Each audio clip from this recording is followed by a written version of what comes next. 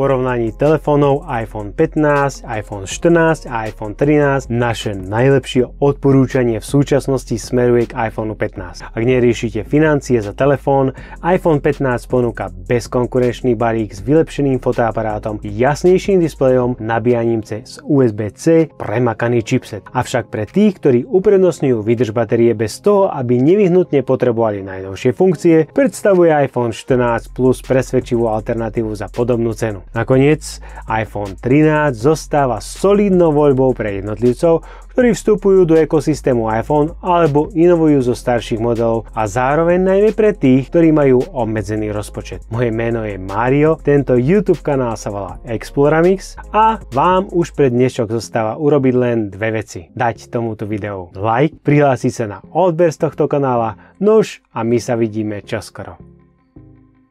Čau!